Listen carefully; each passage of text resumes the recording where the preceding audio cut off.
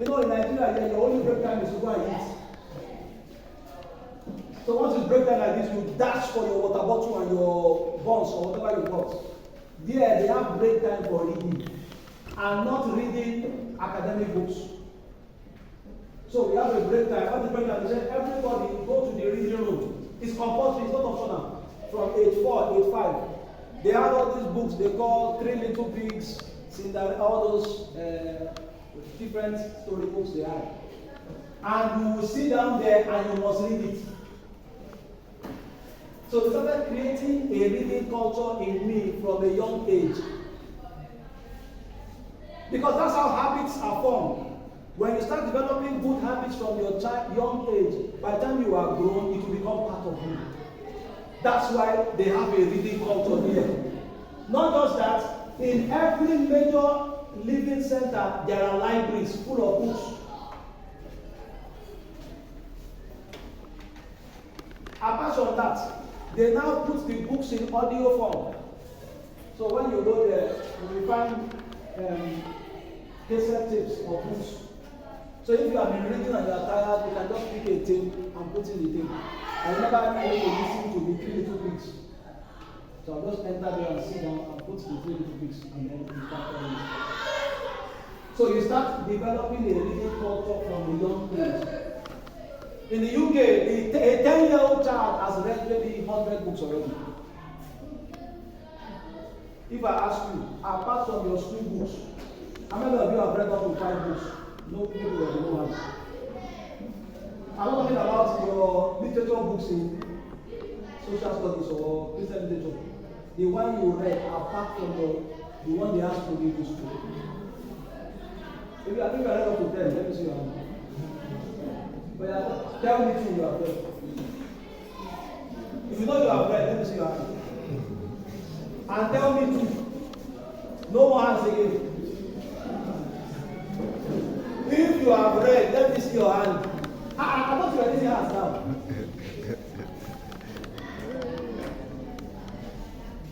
See, this is the reason why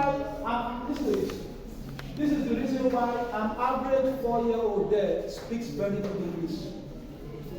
Because they are exposed to diction very early. You can see a 4-year-old child using words that an adult cannot use here in Nigeria. It's the way they are brought up.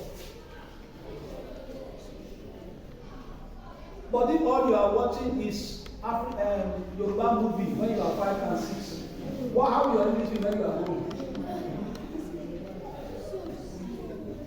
So that's the reason why it's not a surprise. These things have to be intentionally done. So they start developing leadership potential in these children from a young age. That is the reason why my desire to read continue. Maybe I've read more than 1,000 books now. That's where that reading culture started from. But your own culture is when you were 5 years old, what you were doing, you were playing 10-10.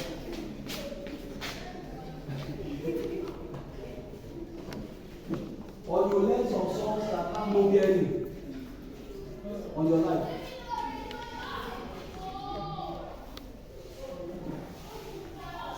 So thank God you are still young. It's not too late. You can start developing it now. It's not too late.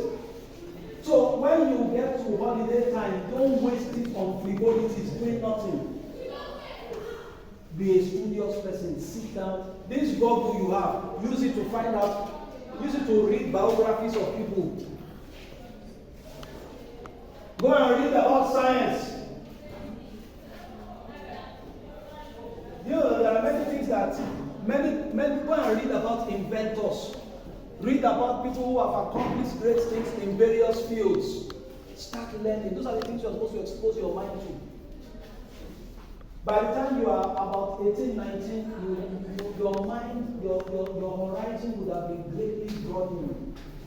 So 2 things I said. Martin Luther, the young boy, was a man of sacrifice from a young age. Number 2, he was a voracious leader. This is the foundation. If you don't have these 2 things, you cannot be a great leader, period.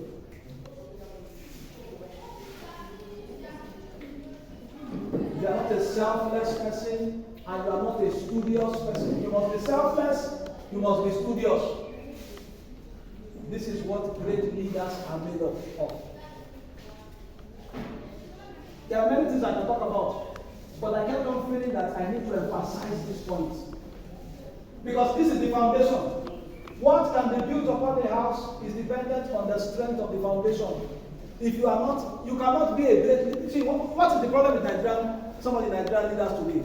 When they ask them to come out and give campaign, they have nothing to say. You know why? They don't do anything. It's the truth. You cannot come and say anything because you don't do anything. When you listen to an American president giving speech, you will see that he's talking from a standpoint of knowledge. Listen to Barack Obama when he was talking. Look at his speech. You will know this man is a very intelligent, studious man. Let them ask your own president to come and give speech.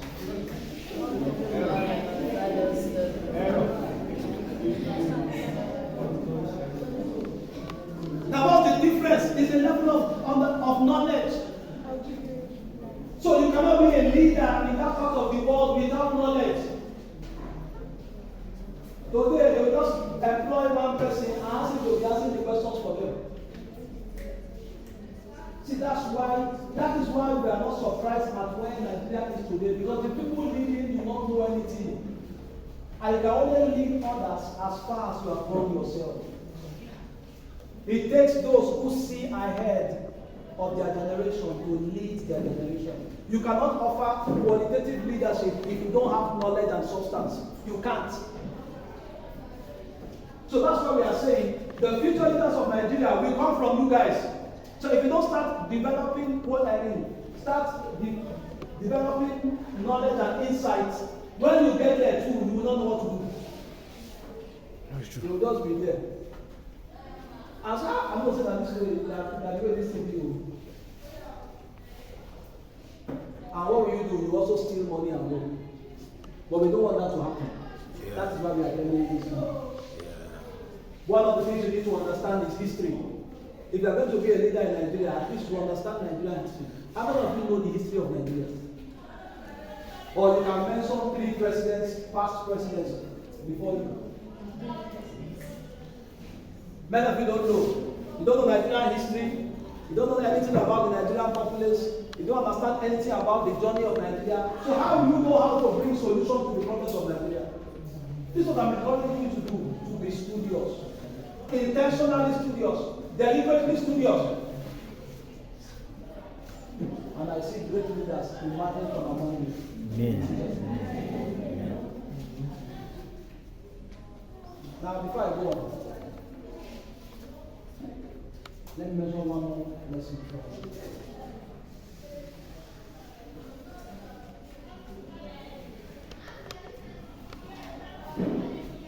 Okay, now, I don't know if I can take the lesson.